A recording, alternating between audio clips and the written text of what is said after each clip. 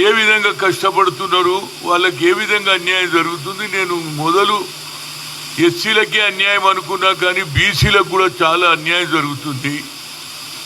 రైతులను కలిశాడు, నిరుద్యోగులను కలిశాడు, అట్టడుగున్న పేద ప్రజలను కలిశాడు.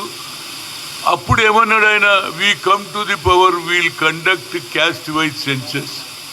అంతటితో ఆగలే, ఎక్స్రే అన్నాడు. కింది స్థాయిలో పేదవాడు ఏ విధంగా బతుకుతున్నాడు, బీసీలల్లా ఎడకలోళ్ళు ఉండొచ్చు, ఒడ్డరోళ్ళు ఉండొచ్చు, కురుమోళ్ళు ఉండొచ్చు, వీళ్ళందరూ ఏ విధంగా బతుకుతున్నారు, వీళ్ళ స్థితిగతులు ఎట్లున్నాయంటే కులగన జరగాలన్నాడు. అదేవిధంగా నేను కులగన జరిగితే నేను 9th షెడ్యూల్లో దీన్ని పెట్టి ఏదైతే సీలింగ్ను ఎత్తేయడానికి ప్రయత్నం చేస్తా అని చెప్పాడు. ఎందుకంటే ఇందిరా సహాని కేసులో 50% పెరగొద్దు అన్నారు. ఏది 50 లోపలనే రిజర్వేషన్లు ఉన్నారు. కానీ ఎక్కడ కూడా చెప్పలే కులగన జరగాలనేది మా ఆలోచన. కులగన జరిగితే ఎవరు ఎంత వ్యత్యాసం ఉంది అనే ఆలోచనతో పెట్టాడు. దానికి నేనేమంటున్నానంటే ఇవాళ హైకోర్టు కొట్టేసింది, సుప్రీంకోర్టు కొట్టేసింది. కానీ మా ముఖ్యమంత్రి రేవంత్ రెడ్డి గారు అన్ని విధాల ఆలోచించి డెడికేటెడ్ అని దాని మీద కూడా అదేవిధంగా 150 కోట్లు శాంక్షన్ చేసి ఇంటింటికి తిరిగి బిల్లు క్యాబినెట్లో పాస్ చేసి అసెంబ్లీలో కూడా పాస్ చేశారు. అప్పుడు అందరు సపోర్ట్ చేశారు. ఇప్పుడు ఎవరికి వాళ్ళు నాకు అర్థమైతే లేదు, అది తప్పు ఇది తప్పు అని తప్పులే లెక్క పెడుతున్నారు. కానీ మా చిత్తశుద్ధిని ఎవరు లెక్క పెడతలేరు.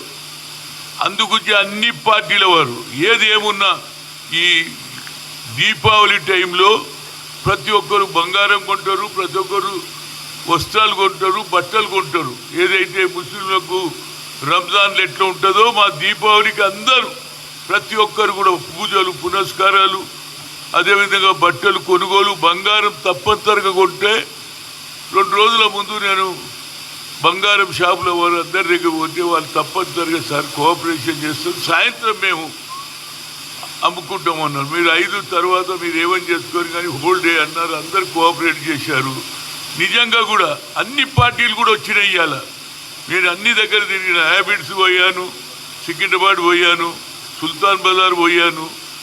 అన్ని దగ్గర కూడా ఏ షాపులలో కూడా ఎవరు వ్యతిరేకంగా చెప్పలేదు. అయితే కొన్ని దగ్గర ఎవరో ఎమోషనల్గా చేసారు. కానీ అది నిజంగా నేను సారీ చెప్తున్నా, అది ఎవరైనా తప్పు జరిగితే. కానీ రాష్ట్ర మొత్తంలో మా పిసిసి ప్రెసిడెంట్ మహేష్ కుమార్ గౌడ్ ఏది అందరితో కూడా మాట్లాడారు, అన్ని దగ్గర కూడా సక్సెస్ అయింది. కానీ ఇవాళ ఏమంటున్నారు, మీరు ఎట్లా చేస్తారు అంటున్నారు. దీనికి ఒకటే ఒక మార్గము, 9th షెడ్యూల్లో పెట్టినప్పుడు బీజేపీ పవర్లో ఉన్నది.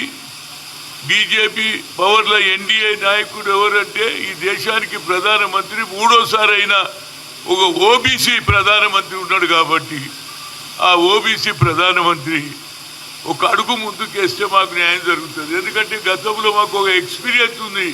నేను ఓబీసీ ఎంపీస్ కన్వీనర్గా ఐఐఎంలో రిజర్వేషన్ లేదని సుప్రీంకోర్టు కొట్టేసిందండి. ఇక మాకు ఆల్టర్నేట్ లేదు, మా భవిష్యత్తు లేదు.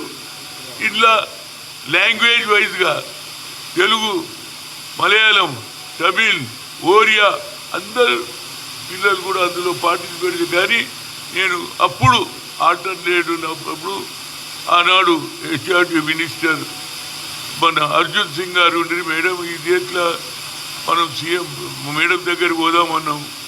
మేడం దగ్గర పోయి ma'am we come to the local language, కానీ talent is not anybody's property but we should give opportunity అన్న. సుప్రీంకోర్టు కొట్టేసిందంటే ఏం చేయాలన్నది. ఆనాడు డాక్టర్ మన్మోహన్ సింగ్ ఆయన కూడా ఒక ఓబీసీ నాయకుడే ఆయన కూడా. కానీ చెప్పంగానే పెట్టిండు. మన్మోహన్ సింగ్ ఎవరో కాదు, ఆయన కూడా పేదవాళ్ళు పెద్ద ఆర్థికవేత్త. ఆయన ఆలోచన చేసి పెట్టితే అందరు సపోర్ట్ చేసిర్రా బాబు. ఇవాళ మా పిల్లలు ఐఐటీలో 1,20,000 జీతం సంపాదిస్తున్నారు. All India institute of medical సైన్స్లో డాక్టర్లు అవుతున్నారు. కనుక ఇదే స్పీడు మన తెలంగాణలో అన్ని పార్టీల వారు ఉన్నారు. దీనికి మా రాహుల్ గాంధీ గారు యాజ్ అపోజిషన్ లీడర్గా బిల్లు పెడతాడు. ఏది 9th షెడ్యూల్లో పెట్టినప్పుడు డాక్టర్ మన ముఖ్యంగా నరేంద్ర మోడీ యాజ్ ఓబీసీ లీడర్గా ఆయన ఆశీర్వాదం ఆయన సపోర్ట్ చేస్తే తప్పనిసరిగా అవుతుందండి. మీరు ఈడబ్ల్యూఎస్లో 10% పెడితే మేము ఎక్కడ కూడా అబ్జెక్షన్ చేయలేదా. మేము ఒక కోర్టు కూడా పోలే, ఎందుకంటే అందులో కూడా పేదవాళ్ళు ఉన్నారండి. ఇవాళ అగ్రకులాలు అయినటువంటి రాహుల్ గాంధీ అంటున్నాడు. అదేవిధంగా ఇవాళ రేవంత్ రెడ్డి కూడా అగ్రకులాల వాడైనా ఆయన కూడా పెట్టిండు కదా 42%. కనుక బడుగు బలైన వర్గాలకు నువ్వు అంటావు, నేను ఓబీసీని అంటావు, నీ చిత్తశుద్ధి ఏడున్నదో అక్కడ తెలుస్తుంది.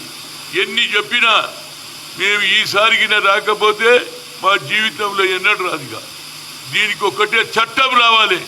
అందరు కొందరు అంటున్నారు మనం పార్టీ పరంగా ఎన్నడో చేసినా మేము అంజయ్ గారు ముఖ్యమంత్రి ఉన్నప్పుడే పార్టీగా మనకు చట్టం వస్తేనే మన భవిష్యత్తు ఉన్నది.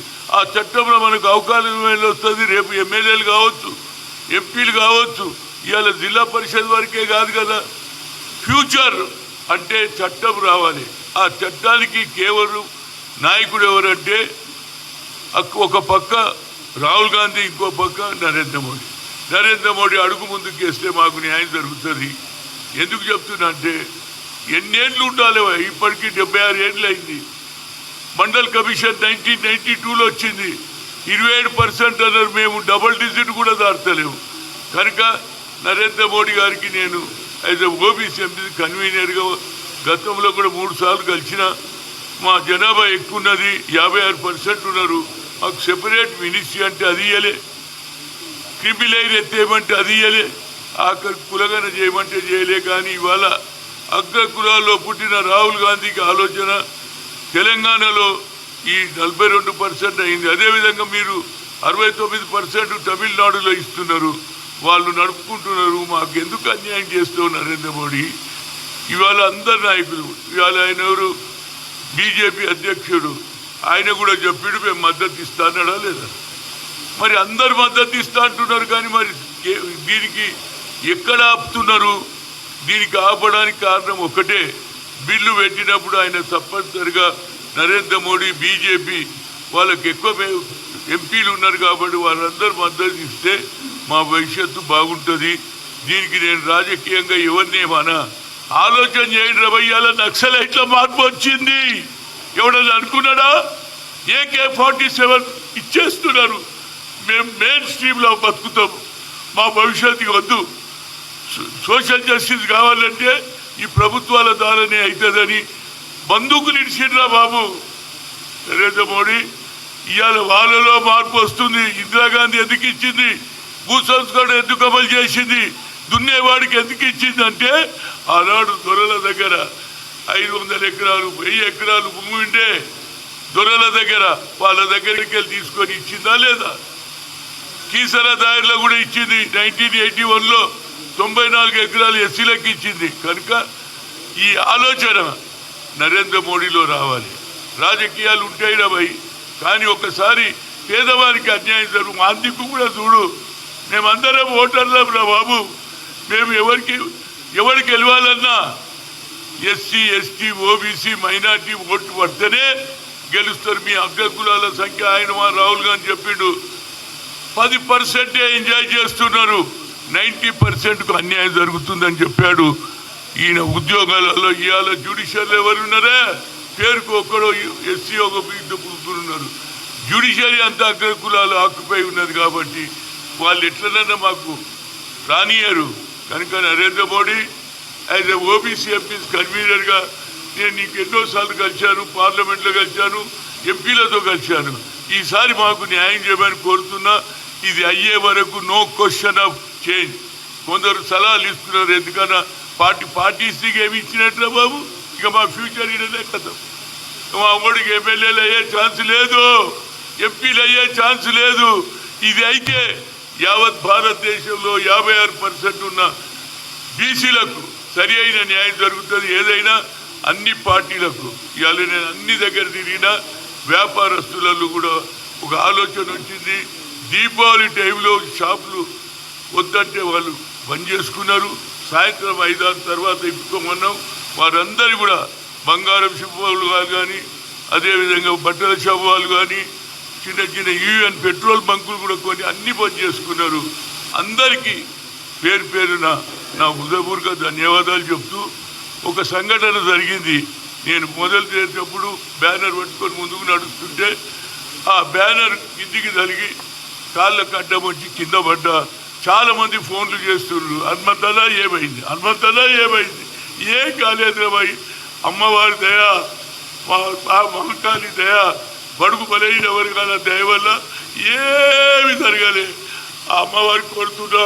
మిగతాది కూడా 42% అమ్మా నరేంద్ర మోడీకి చెప్పు, ఆయన చెప్పు మాకు న్యాయం చేయమని, లేకపోతే మా భవిష్యత్తు ఇక ఉండదు, ఇదే మా ఆఖరి, మా పిల్లల భవిష్యత్తు ఏమవుతుందని మనందరినీ కోరుతున్నా. అమ్మా ఆలోచనలో మార్పు రాని.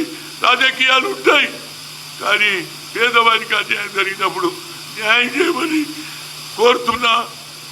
నాకు ఎలాంటి సంఘటన కలిగలే. మరొకసారి పేదవాళ్ళ గురించి కొట్లాడుతున్నా. అమ్మవారి దయ ఉన్నది.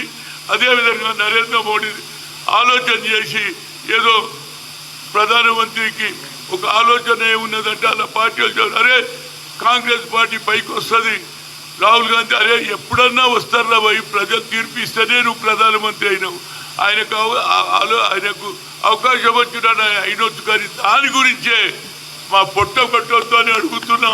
మాకు అన్నం పెట్టిన తల్లే తీసుకోకని చెప్తున్నా. ఇప్పటికన్నా దయచేసి మా 42% పార్లమెంట్లో బిల్లు పెడితే అన్ని రాష్ట్రాలల్లో మా బీసీలకు న్యాయం జరుగుతుంది.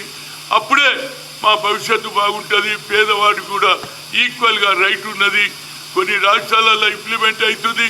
మా దగ్గర అన్ని విధాలు చేసినాం. కొందరు పని కట్టుకొని ఏదో ఒకటి మాట్లాడి దీన్ని ఆపడానికి ప్రయత్నం చేస్తున్నారు మిత్రులారా. కానీ ఈ బంద్లో మాత్రం నేను అన్ని పార్టీలను అప్రిషియేట్ చేస్తున్నా. అది బీఆర్ఎస్ కావచ్చు, బీజేపీ కావచ్చు, సిపిఐ కావచ్చు, సీఎం కావచ్చు, ఆమ్ ఆద్మీ పార్టీ అందరు సపోర్ట్ చేసి వారందరికీ హృదయపూర్వక ధన్యవాదాలు. ఇది సాధించినాడే 42 వచ్చినాడే మా ఫ్యూచర్ ఉంటుంది. లేకపోతే మా ఫ్యూచర్ ఇప్పటికే కిబీ లైన్ పెట్టి మా పిల్లల భవిష్యత్తు కొడుకు లేదు. 80,000 యాన్యువల్ ఇన్కమ్ దాటంగానే మా పిల్లలకు భవిష్యత్తు లేదు, ఉద్యోగాలు రావు. మా ఉద్యోగాలు ఖాళీ కూడా మళ్ళీ అగ్రకులాలకి పోతున్నారు. అదే ఎస్సీ వాళ్ళకు మాత్రం ఎందుకుంటారు అంటరానితనం మీద బాబాసాహెబ్ అంబేద్కర్ ఆనాడు వాళ్ళ రిజర్వేషన్ అమలు చేసిండు కాబట్టి వాళ్ళ పోస్ట్ అట్లనే ఉంటుంది. కొత్తవాడు వచ్చే వరకు మాది అట్లుంటుంది. మాకు ఒకసారి క్రిమినల్లో వచ్చేసినట్టే మా భవిష్యత్తు ఉంటుంది. కాబట్టి ఈ 42% ఇస్తే అన్ని కథమవుతాయి. మా పిల్లలు రాజకీయంగా, ఆర్థికంగా, ఉద్యోగాలలో అదేవిధంగా రేపు జరిగే లోకల్ బాడీ ఎన్నికల్లో మా వాళ్లకు, మహిళలకు కానీ అదేవిధంగా అందరికీ కూడా న్యాయం జరుగుతుందని చెప్తూ మరొకసారి తెలంగాణ ప్రజలకు, తెలంగాణ వ్యాపారస్తులకు ఈ బంద్ను సఫలం చేసినటువంటి అన్ని పార్టీలకు నా హృదయపూర్వక ధన్యవాదాలు. Thank you.